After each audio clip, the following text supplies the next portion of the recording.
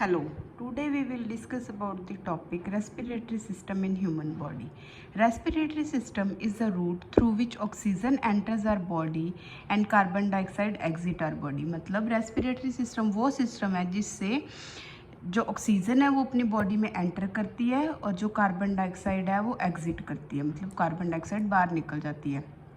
Respiration is the process by which oxygen is taken in and carbon dioxide is given out. जो अपना average respiratory rate है वो 12 to 16 breaths पर minute है. Now types of respiration, दो तरह की रेस्पिरेशन होती है, एक एक्सटर्नल और एक इंटरनल. जो एक्सटर्नल रेस्पिरेशन होती है उसमें जो रेस्पिरेटरी गैसेस कौन सी होती हैं? Oxygen and carbon dioxide. मतलब एक्सटर्नल रेस्पिरेशन में क्या होएगा कि जो एक्सचेंज है रेस्पिरेटरी गैसेस का वो बिटवीन लंग्स एंड ब्लड होएगा, between lungs and blood. But internal respiration में क्या होएगा कि जो एक्सचेंज है गैसेस का वो बिटवीन ब्लड एंड टिश्यूज होएगा. एक्सटर्नल में क्या होएगा? लंग्स एंड ब्लड में होएगा रेस्पिरेटरी गैसेस का एक्सचेंज, और इंटरनल में क्या होएगा? जो एक्सचेंज ऑफ गैसेस है वो ब्लड एंड टिश्यूज में होएगा. ठीक है. नाउ प्रोसेस और phases of respiration. Process phases कौन कौन से होते हैं? दो तरह के फेजेस होते हैं इसमें, इंस्पिरेशन और एक्सपिरेशन. इंस्पिरेशन मतलब जब एयर है वो एंटर करती है अपने लंग्स में एटमॉस्फेयर, फ्रॉम एटमॉस्फेयर. ये एक एक्टिव प्रोसेस होता है क्योंकि इसमें अपनी एनर्जी इन्वॉल्व होती है. जो एक्सपिरेशन है, एक्सपिरेशन मतलब एक्सहेलेशन. जो एक्सपिरेशन है उसमें क्या है? जो एयर है वो लीव करेगी अपने लंग्स को. Air leaves the lungs into the atmosphere. ये क्या पैसिव प्रोसेस है क्योंकि इसमें अपनी एनर्जी इन्वॉल्व नहीं होती. Now respiratory organs, nasal cavity, pharynx, larynx, trachea, to bronchi, bronchioles and alveoli. Firstly nasal cavity. जो अपना नेजल कैविटी होती है वो डिवाइडेड होती है लेफ्ट एंड राइट नेजल में थ्रू सेप्टम, और जो वो लाइंड होती है वो म्यूकस मेम्ब्रेन द्वारा होती है. जो एंट्रेंस है नेजल कैविटी का उसको क्या कहते हैं? Is formed by nostrils. जो अपने नोस्ट्रिल्स होते हैं उसमें स्मॉल हेयर्स होते हैं जो कि अपने को प्रोटेक्ट करते हैं डस्ट से, और they form the entrance of nasopharynx. Next is pharynx.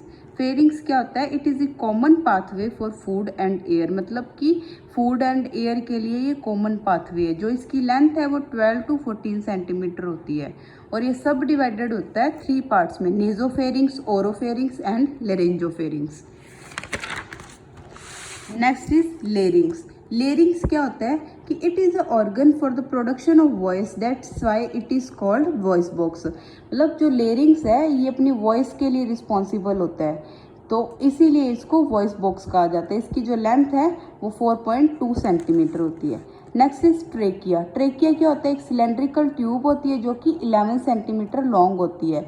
ये begins with lower end of pharynx, और इसमें क्या होता है? 16 to 20 C shape incomplete cartilages से बनी होती है ये.